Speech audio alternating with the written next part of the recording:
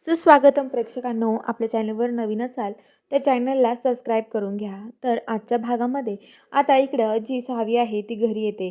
तिचं घरी जल्लोषामध्ये स्वागत करतात. स्वागताला सगळेजण आलेले असतात आणि आता ती घरी आल्यावरती सगळ्यांना खूपच आनंद झालेला असतो.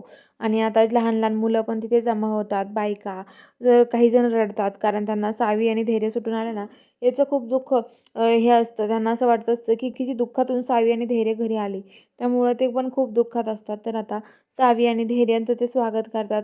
दामिनी धैर्य आणि सावीची आरती ओवाळते आणि भायाला सांगतात की विलासला की जा लवकरात लवकर मिठाई घेऊन ये. विलास म्हणतो की मिठाई, आणि मला सांगितली मिठाई आणायला, मी का जाऊ मिठाई आणायला, असं तो म्हणत असतो. आणि तो म्हणत तेच उभा राहतो. तर दामिनी विचारते, काय रे अजून गेला नाही का मिठाई आणायला, जा लवकर, असं म्हणते. आणि आता लगेच येऊन जातं. तर इकडं मीडियावाले सावीला प्रश्न विचारतात की हे बघा, तुमच्यासोबत असा पुन्हा एकदा प्रसंग घडला तर तुम्हाला काय वाटतं? हे सगळं तुमच्या पाठलाग करतील की सोडून दिला यांनी पाठलाग करायचा? काय झालं असेल नेमकं? हे बघा, दरोडेखोर जे होते ना, ते दरोडेखोरांनी पुन्हा तुमचा पाठलाग केला, तुम्हाला त्रास देण्याचा प्रयत्न केला. तुम्ही काय करता? तर आता सावीला ते फटाकडे वाजवतात पोरं. सावीला खूपच भीती वाटते आणि सावी लगेच उडते. तर धैर्य म्हणतो, अहो सावी, आपण घरी आलेलो आहे आता.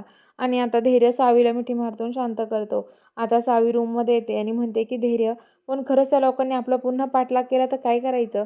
तर धैर्य म्हणतो, अहो सावी, काही नाही करणार, तुम्ही काळजी नका करू, असं म्हणत असतो. तर इकडं आता दामिनीचा प्लॅन करते. दामिनी सावीच्या बाबाला संपवण्याचा. सावीचे बाबा रोडनी चाललेले असतात आणि दामिनी तिकडून गाडी घेऊन येत असते आणि सावीचे बाबा सावीला कॉल करून सांगतात, सावी, ज्या माणसाने मला संपवण्याचा प्रयत्न केला होता त्याचा चेहरा आज तुझ्या समोर आणतो मी, ये तू इकडं.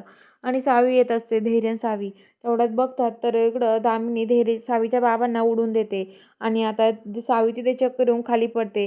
धैर्य म्हणतं, असं सावी बोला ना माझ्याशी, सावी काय होत आहे तुम्हाला, असं तिला म्हणत असतं आणि उठवायचा प्रयत्न करत असतो. तर चला बघूया पुढील भागात नक्की काय ट्विस्ट असणार आहे. बघायला चॅनलला सबस्क्राईब करा.